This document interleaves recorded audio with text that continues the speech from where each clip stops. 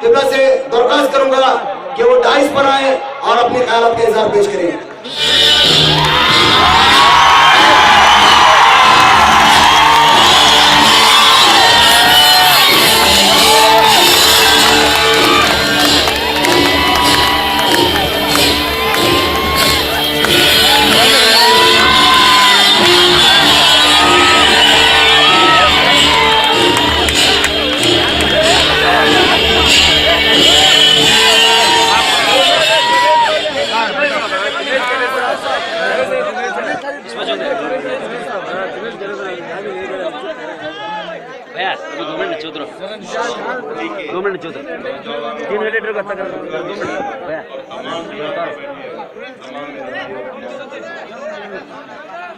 हजरत साहेब ताजुद्दीन पीरा, हजरत ताजुद्दीन पीर साहब, हजरत मौलाना मोहम्मद अली साहब, श्रीनिवास माने जनाब एमएलसी गवर्नमेंट, प्रसाद अभैया एमएलए जी, दानगर साहब, अनवर मदोड़ साहब, मजहर खान साहब पठान, जनाब केसी रहमतुल्लाह साहब और मोहम्मद अकरम साहब कर्नाटका युवा general secretary x Kolar leader, और एस शंकर साहब जो महाबली और वाहिदन चिंगारी बस्ती, कर्नाटक के अकबर साहब और मोहम्मद फतेशा यादीर साहब, मोहम्मद कुजूर साहब, मुश्ताक मजदूर साहब और तमाम कर्नाटक की माइनॉरिटी सोसाइटी के प्रेसिडेंट आसुल खास फैज अहमद साहब को और मैं तमाम उम्मीद के नौजवानों को मैं मुबारकबादी देना चाहता हूँ। यौम पैदाइश हजरत टीपू सुल्तान, शहीद मौसम, फख्र हिंदुस्तान, फख्र दुनिया भी कहे तो कम कहूंगा मैं, क्योंकि यूनियर्स पे भी उनका राज चलता है। रॉकेट यहाँ से यूनियर्स पे भी गई थी और जगह भी वाकईतन अच्छी जगह है, क्योंकि ईदगाह का मतलब ईद का दिन, ईद टीपू सुल्तान है आज। मैं मुबारकबादी तमाम लोगों को आपको दूंगा। हिंदुस्तान के अंदर बहुत सारी इतिहासों में, पन्नों में बहुत सारे राजा महाराजा, बहुत सारे सल्तनतें गुजरे। दावे के साथ मैं कहना चाहूंगा, गेजेटर कॉपीज और हिस्टोरियंस के लिखे हुए किताबों से मैं कहना चाहता हूं, शहीद टीपू सुल्तान रहमतुल्लाह अलैह जैसी शख्सियत इस हिंदुस्तान के इतिहास में न गुजरी है, न ताक़यामत तक गुजरेगी।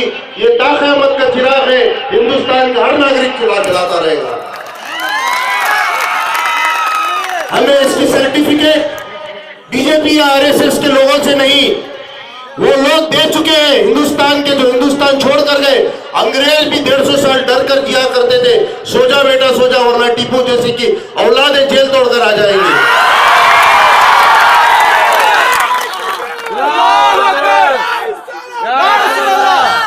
खैर, हमारी कर्नाटक की रियासत वजीर आजम जनाब सिद्धरामैया जी को मैं मुबारकबाद ही देना चाहता हूं कि वाकईतन 65 साल बाद, हिंदुस्तान आजाद होने के बाद एक वाकई हमें चीफ मिनिस्टर मिले जो सेक्युलरिज्म का सहरा उन्होंने शायद 30 या 35 साल के बाद सिद्धरामैया जी पहने, जो टीपू सुल्तान शहीद की जयंती आप तमाम को खुशी का दिन दिए।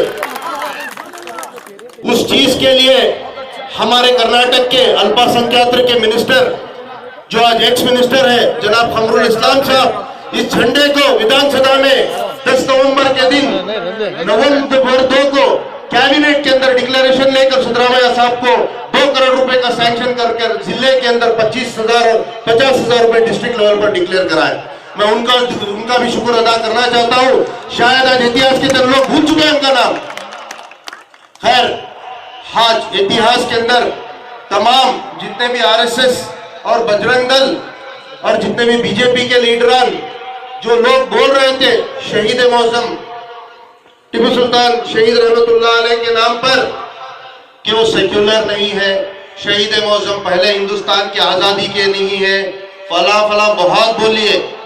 जब कॉन्स्टिट्यूशन के तहत हाई कोर्ट के अंदर इन्होंने दर्ज किया कि शहीद टीपू सुल्तान रहमतुल्लाह अलैह was not a first freedom fighter, क्या किसके साथ, पुर्तगीज के साथ लड़े थे? टीपू सुल्तान शहीद है। हिंदुस्तान के अंदर कोई मच्छरों के साथ लड़े थे? टीपू सुल्तान शहीद लड़े थे उस ब्रिटिशों फौजों के साथ। इसकी गैजेटर कॉपी कॉन्स्टिट्यूशनल में शहीद, हिंदुस्तान के constitutional father of secularism Baba Saheb Ambedkar की कॉन्स्टिट्यूशन में लिखा है टीपू सुल्तान शहीद was the first freedom fighter.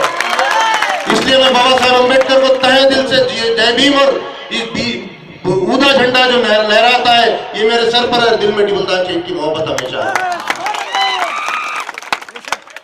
शहीद टीपू सुल्तान के खिलाफ बोलने से पहले वो औरत का नाम क्या था? क्या की करंट लाज, क्या नाम? करंट लाज कुछ भी हो, शहीद की बनाई हुई यंत्र साड़ी पहनती है और ये भी एहसास नहीं कहती कि सिल्क लाए थे टीपू सुल्तान शहीद इस हिंदुस्तान में, और वो साड़ी की उसको एहसास भी नहीं है कि किसकी यंत्र से इंट्रोडक्शन पहनकर किसके खिलाफ बोल रही है। पहले उसको उसका पहनने का तरीका बदलकर शहीद के खिलाफ बोले। बहुत आते सिम्मा, बहुत आते कुत्ते, बहुत आते कौन कौन की न जाने नाम रख लेने से सिम्मा नहीं होता। डियास पर आए, मैं चैलेंज करता हूँ, इतिहास की किताबों के साथ मुझे बात करने की मौका मिले तो वाकई तक दिखाऊंगा हजरत टीपू सुल्तान शहीद की इतिहास क्या होती है। हुब्बुल वतन मुहिबुल हसन साहब की किताब, तारीख सल्तनत खुदादाद, लुइंग बोरिंग की the rulers of South India, इन तमाम 3000 किताबों के दलील मैं आपको दूंगा। मेरे मुसलमान लिखे हुए नहीं, जो नॉन मुस्लिम राइटर्स और हिस्टोरियंस ऑफ इंग्लैंड और ऑस्ट्रेलिया के राइटर्स के तहत। ये बातें अपनी जगह सही है, मैं इतिहास के तहत लेकर चलाना चाहता हूं। माशाअल्लाह मौलाना साहब, ताजुद्दीन पीरा साहब और हमारे यहाँ के लीडर जनाब एमएलए साहब, एमएलसी साहब और तमाम लोगों ने अपने अपने अंदाज से कहे। शहीद टीपू सुल्तान रहमतुल्लाह अलैह 1750 20 जिलहज 10 नवंबर के दिन, जुम्मे के दिन बाद असर नवाब हैदर अली फातिमा फखरुन्निसा के घर एक सुनहरा पैगाम हिंदुस्तान को लेकर आते हैं कि हिंदुस्तान के अंदर जो गोल्डन बर्ड दूर से देखा करते थे लोग, इस गोल्डन बर्ड को पहचानने के लिए 1750 के अंदर रेवोल्यूशन की पैदाइश हुई। इट वॉज नॉट पैदाइश ऑफ टीपू सुल्तान शहीद, सेक्युलरिज्म की पैदाइश हुई। उसके साथ साथ एडमिनिस्ट्रेशन की पैदाइश हुई, टैक्सेशन की पैदाइश हुई, हकदारों को हक दिलाने के लिए पार्टीगर्स की पैदाइश नहीं, बल्कि जो जिसकी जमीन थी उसका हकदार के लिए हक दिलाने के लिए शहीद उस दिन पैदा हुए।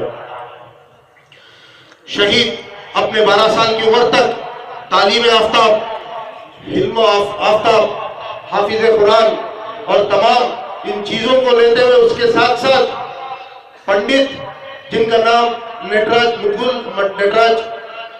वालिद था, उनके साथ सीखते हुए गीता, वेदास, संस्कृत, तमिल, तेलुगु, यहाँ तक जागृति हले करना की भी टीपू सुल्तान शहीद रहमतुल्लाह अलैह लिखना पढ़ना 12 इल्मों का आफ्ताब टीपू सुल्तान शहीद रहमतुल्लाह अलैह 9 साल की उम्र में पढ़ लेते हैं।